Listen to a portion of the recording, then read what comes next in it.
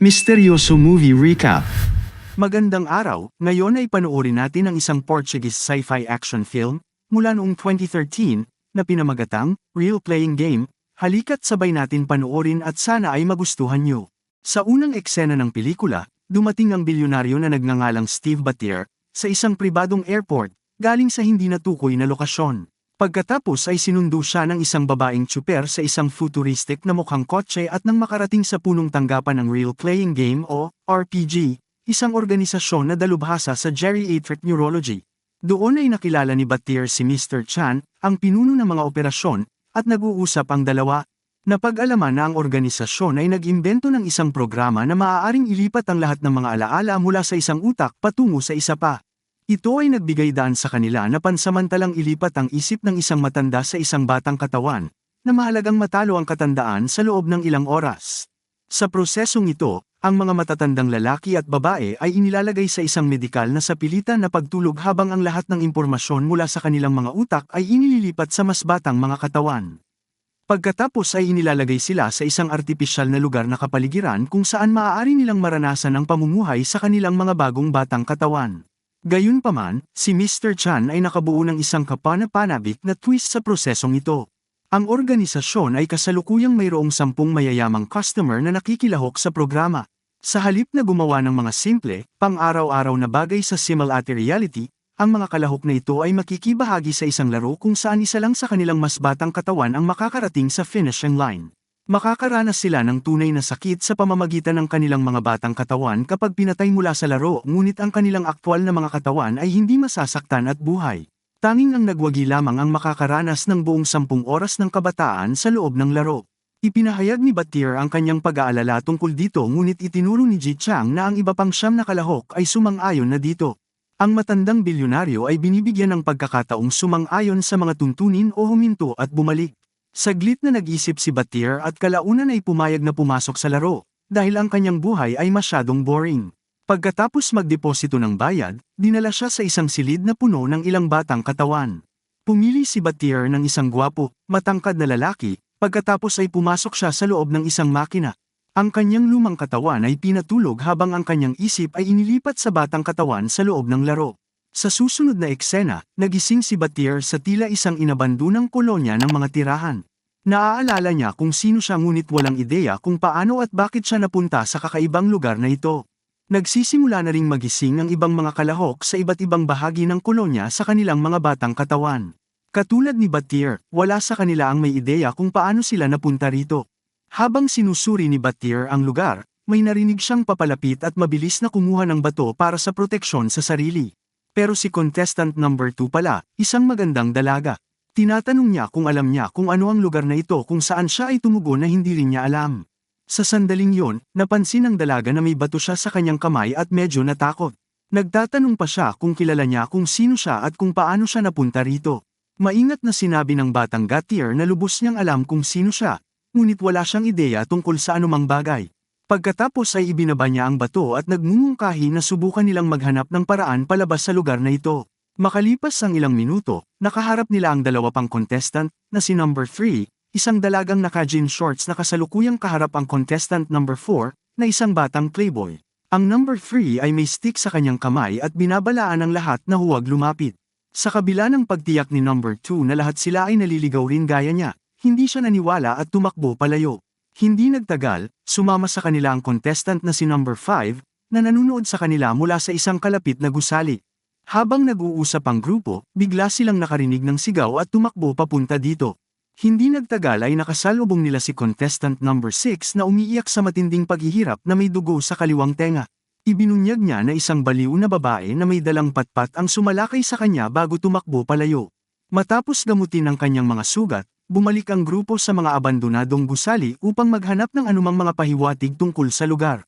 Maya-maya, sumama na rin sa kanila ang iba pang kalahok, na si number 7 na isang binatang Asiano, pati na si number 8, isang blonde na may asul na mata, si number 9 isang puting babae na straight ang buhok, habang si number 10 isang light-skinned black na babae na kulot ang buhok. Lahat sila ay tumungo sa pinakamataas na gusali sa kolonya upang suriin kung may makikita silang makabuluhan doon.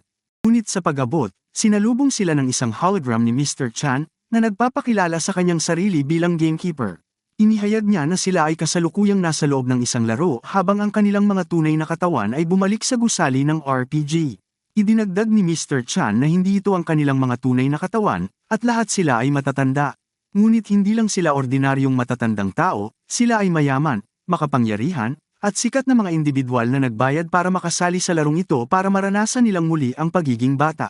Ang gamekeeper ay nagbibigay ng isang mabilis na rundown ng kanilang mga tunay na pagkakakilanlan nang hindi sinasabi sa kanila kung sino ang Chinese billionaire na si Li Meng, ex-KGB Russian tycoon na si Boris Zovarev, Hollywood star na Kate Barrington, Colombian playboy na si Carlos Santiago, artist na si Yasmin Nova, Norwegian princess na si Alice Fjellbacka, billionaire na si Steve Battier, reclusive lesbian singer na si Maria Molyneux, football star na si George Valdez at African dictator na si Oko Ba. Ang mga hologram ng mga taong ito ay lumilitaw sa silid at sa kanilang dibdib ay mga badge na may lahat ng impormasyon tungkol sa kanila.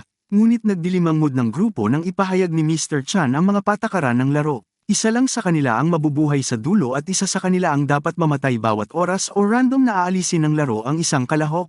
Makakapatay lang sila kapag nalaman nila kung sino ang totoong tao sa likod ng katawan. Ang mga pagpapalagay na batay sa kasarian at lahi ay maaaring mapanlinlang dahil mayroon lamang 4 na babae sa katotohanan ngunit 5 babae sa laro. Bukod dito, ang maling pagkilala sa hologram ng napatay na kalahok ay paparusahan ng kamatayan. Matapos sabihin sa mga kalahok na wala pang 1 oras para sa unang kamatayan, na wala ang gamekeeper, naiwan ng 10 holograms. Nabigla ang grupo sa biglaang pagdagsa ng impormasyon kaya nagpasya silang humanap ng paraan palabas sa abandonadong kolonya na ito. Lumabas sila ng gusali at naglakad sa paligid ng kagubatan. Pagkaraan ng ilang sandali, nakarating sila sa isang pader na tila nakalinya sa buong kolonya. Ang pader ay mukhang hindi ganoon kataas, kaya si number 5 ay nagmumungkahi na akyatin ito. Gayunpaman, pinigilan siya ni Battier at ibinato ang isang sanga na kahoy sa dingding. Ang kanyang intuisyon ay lumalabas na totoo dahil ang sanga ay agad na nasunog sa kuryente, na nagpapakita na ang lugar ay puno ng mataas na boltahe. Kasunod nito, nagkaroon ng maikling talakayan ang grupo at kalaunan ay nagpasya silang maghintay hanggang lumipas ang unang oras. Sa ganoong paraan, masisiguro nila kung talagang pinapatay ng laro ang mga kalahok o ang Game Master ay nagsisinungaling lang para sumunod sila sa mga patakaran. Pagkatapos ay ginawa nila ang kani-kanilang paraan at naghiwalay muna sila bilang grupo. At ang blonde na maganda na si number 8 ay nagromansahan sila ni number 5 sa malapit na abandonadong swimming pool, habang sina Battier at number 2 din ay magkasama. Sa ibang lugar, ang dalawang babae, na si number 9 at number 10 na masyal sa dingding at nagsimulang maglandian sa isa't isa. Pero nung nagsimula na silang maghalikan, napansin ni number 10 na may kakaiba, kaya nagsisimula siyang magtanong kung ang kausap niya ay talagang babae sa totoong buhay. Kaya nagulat si number 9 at tinanong siya ng kahulugan ng isang salita na tomboy lang ang nakakaalam.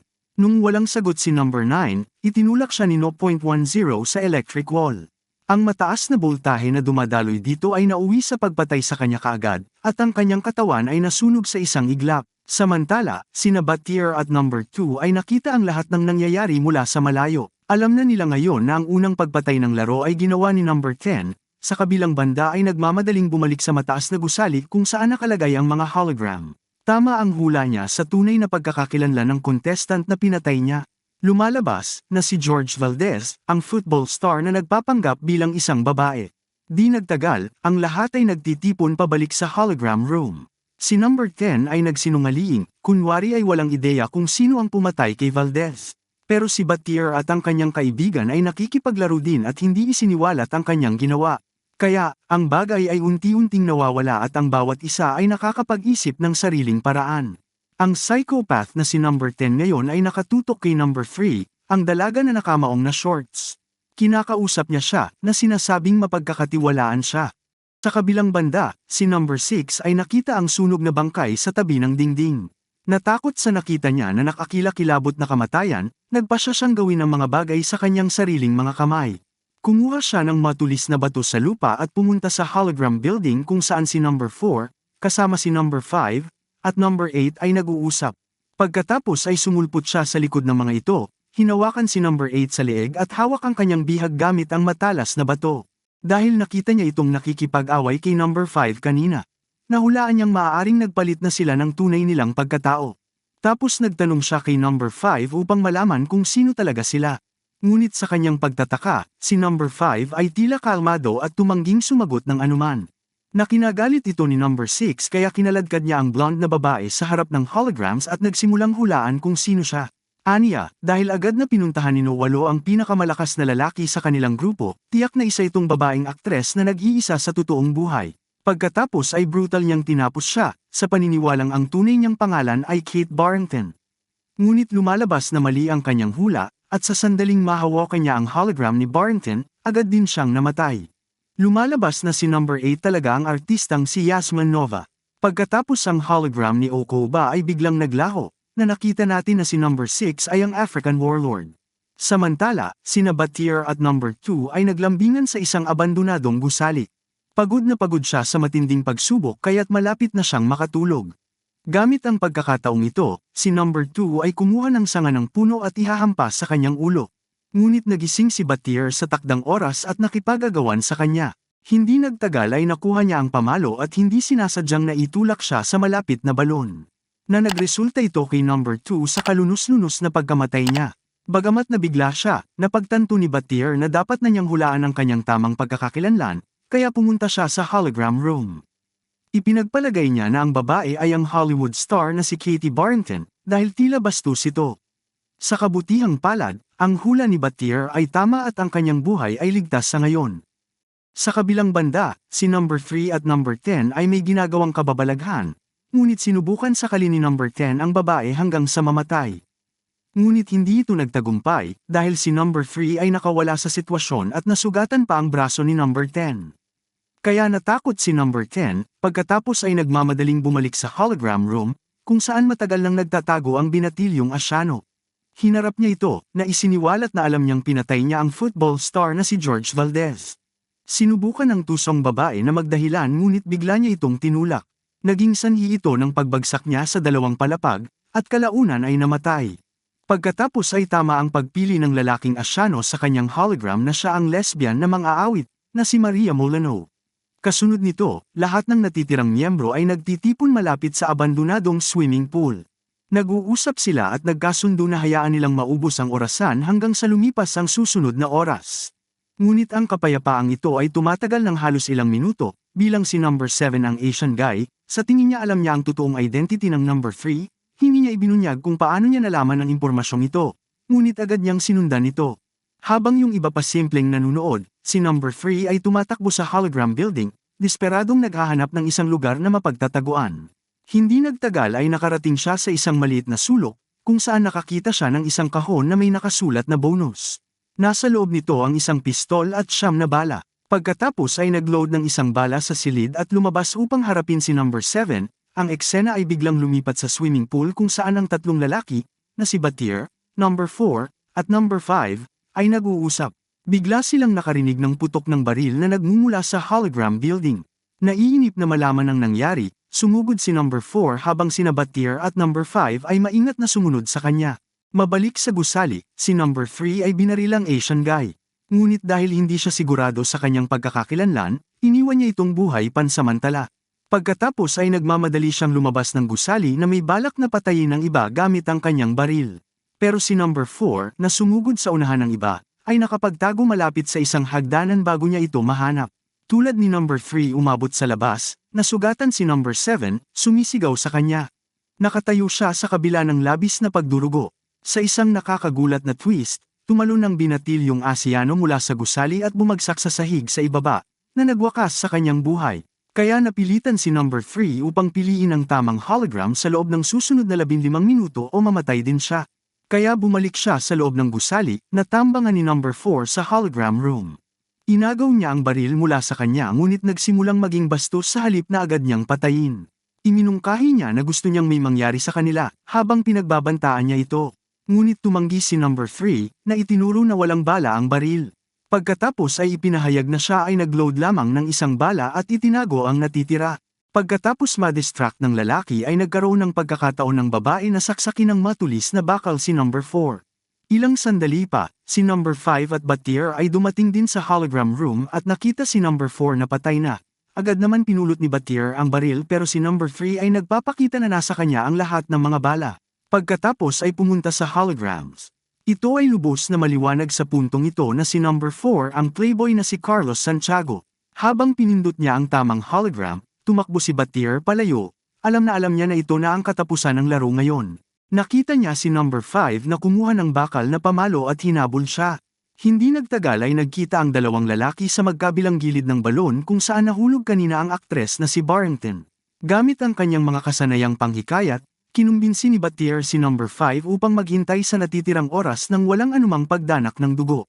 Inihagis niya ang baril sa balon bilang kilos ng kanyang pangako sa kapayapaan at hiningi kay number 5 upang gawin ang pareho. Sandaling nag-isip at tuluyang binigay ang kanyang sandata.